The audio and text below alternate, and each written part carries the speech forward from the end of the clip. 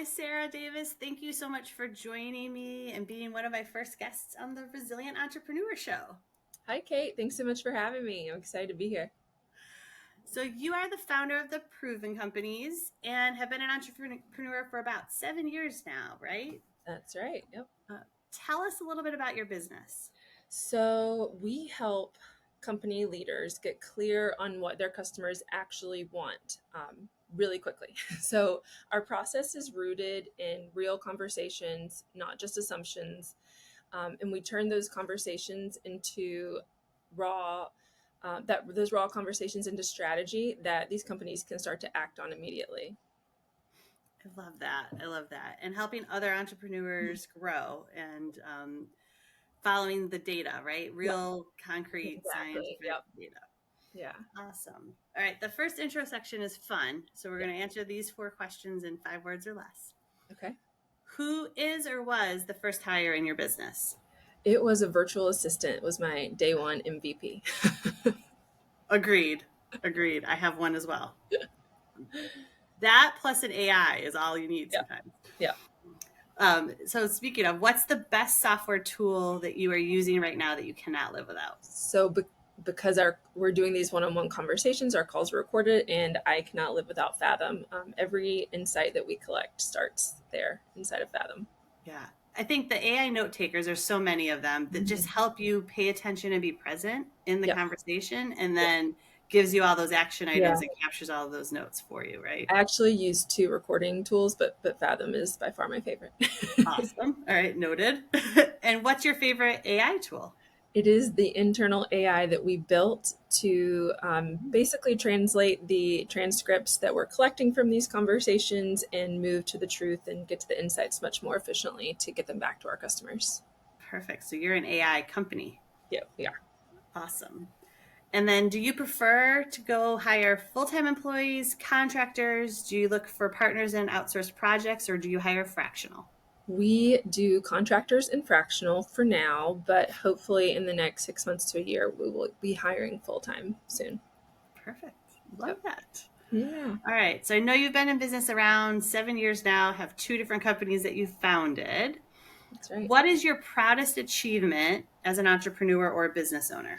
Yeah, this was a hard one to think through, but I wrote down from a founder that I actually know personally. So, one of my proudest moments came during a 1 week sprint with this founder's team that's been around for a while. And they came to me completely burned out. They knew about me and the work I do for a long time and was like, I don't need that. I don't need that. I don't need that. And finally broke down and was like, I need your help. So they had product market fit on paper, they had paying users, they had decent growth, but under the hood, it was pretty shaky.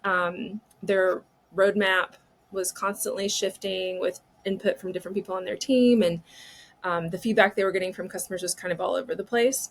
And what this founder started to notice was that the churn with her customers was starting to creep up. So she came and she told me straight up, she's like, we've talked to customers, we've got all this data, but it's not helping us make any better decisions. We're not really sure what to do next. So we got to work. We sat down with um, with 8 of their highest value customers, and we did actual one-on-one conversations with them.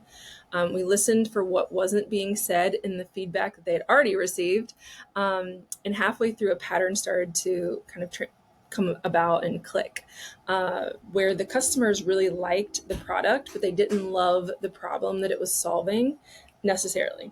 And so, what I mean by that is one customer in a conversation dropped the line that really kind of like pivoted everything. That was honestly, if they had solved and then listed this specific pain point, which would give away the company, I would have paid double for that 6 months ago.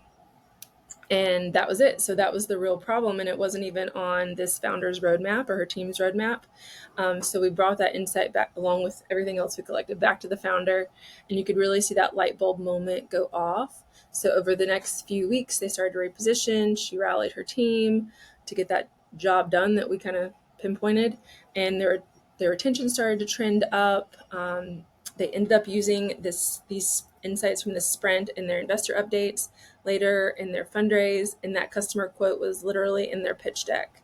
And so what made it meaningful, I guess, for me wasn't just the growth that I saw them have afterwards. It was watching this founder go from second guessing everything that she had thought was true, to finally knowing what to bet on, and the clarity of how that changed how she was leading, and then how her team followed.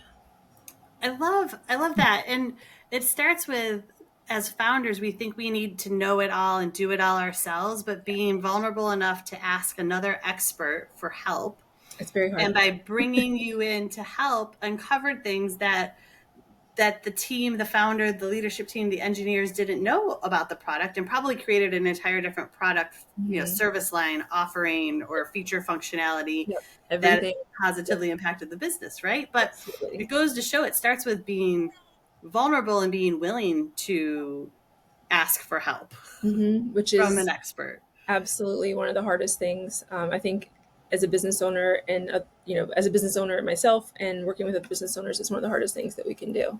Yeah, I love that. I love that. Well, we also know that being a business owner is very challenging, and that no business is all peaks without valleys. That this is why it's called the Resilient Entrepreneur Show, because I'm very interested in entrepreneurs sharing their journey and their story. And if you would, tell Yeah. us about a mistake or a hard lesson that you had to learn during your growth journey of being a business owner. Yeah, there's been a few.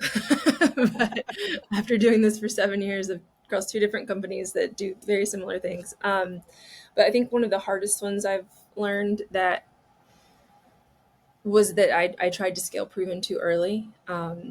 I had traction, I had strong feedback, I had a clear market need. Every person I talked to was like, "Yeah, I need this. This solves a problem for me. Yeah, let's." And so I got excited, and I wanted to move faster because I wanted the work that I was doing to reach more people. So I started to figure out what it would look like to scale beyond our services, and we started to build a self-serve product. In theory, it made sense, but in practice, it really pulled me away from what was working within the company. And instead of working on the company, I was spending more time on features than like working with our customers and their customer conversations. And to be honest, I wasn't applying what I do with our customers to what we do, which I think is a huge blind spot that a lot of companies have who solve problems for other people. In trying to build something scalable before we had fully proved the offer, right? It Mm. wasn't a grounded move for us as a team. And the result was that the product was fine, but it just didn't land. And it didn't deliver the clarity or the momentum that our customers come to us for. And I think it added a lot more noise rather than traction. So um, I shut that down.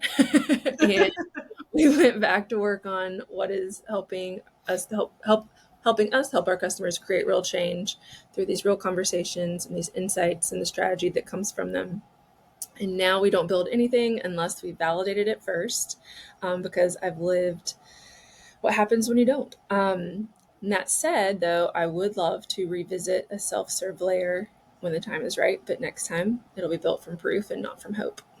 I love that is huge, in so many ways, because you talked about, like, Yeah.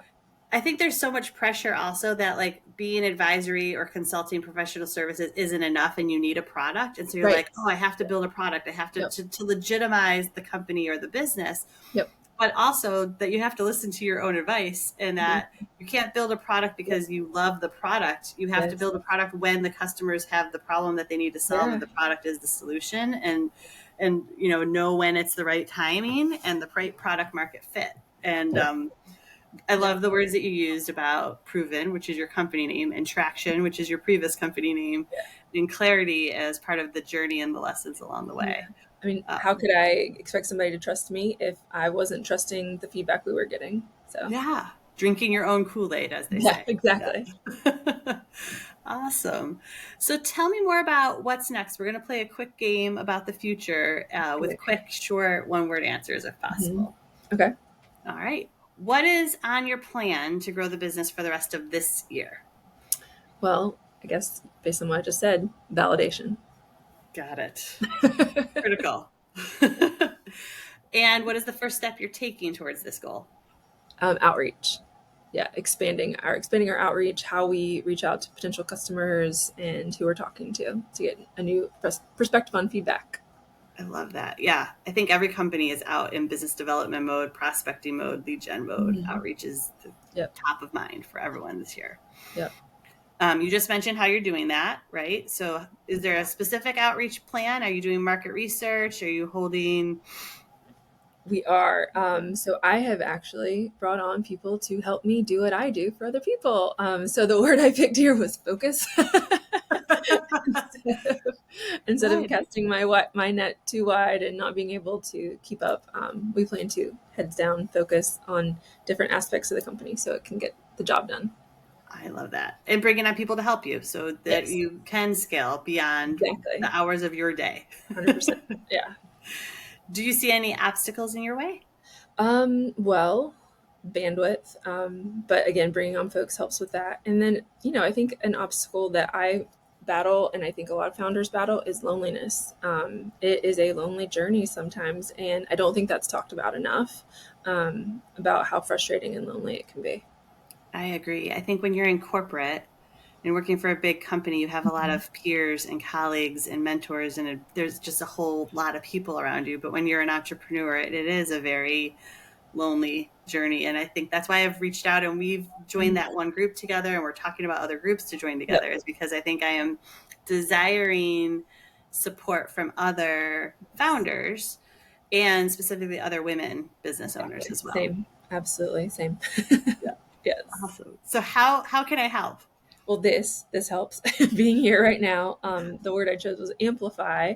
And so, being on here, being able to talk about the work that we do, how we work with customers, anything that just gets our messaging out, um, I think is exactly what you can do to help us. Everything that's important in your business, sales, product, fundraising, lives downstream of customer clarity. And so once you get that right, everything moves faster. And we just want that message to be out there. I love that. Amplify. Ooh, that's another good word. Well, thank you for being open and honest and vulnerable and sharing your stories about being a resilient entrepreneur. Now that you've been on my show, Sarah, who do you recommend for me to interview next? Oh, I have a couple of people. My friend Melinda, who has a PR agency, I think would be a killer guest on here, Okay. because she gets people on podcasts, so she should be on them herself. Oh, I love that. And she'll be an expert so I can learn something, right? Because this is a Yes. new podcast. We're just Yeah, beginning. she's phenomenal. Awesome. I appreciate that. Well, this was fun, and I hope to see you later this week at that event that we were just talking about. Yes. Being local women business owners here in RTP, hopefully, we have a lot of opportunities to partner and find ways to amplify each other's Yeah. businesses. So, Yeah. Thank thank you so you. much, Kay. I appreciate it. All right. Thank you.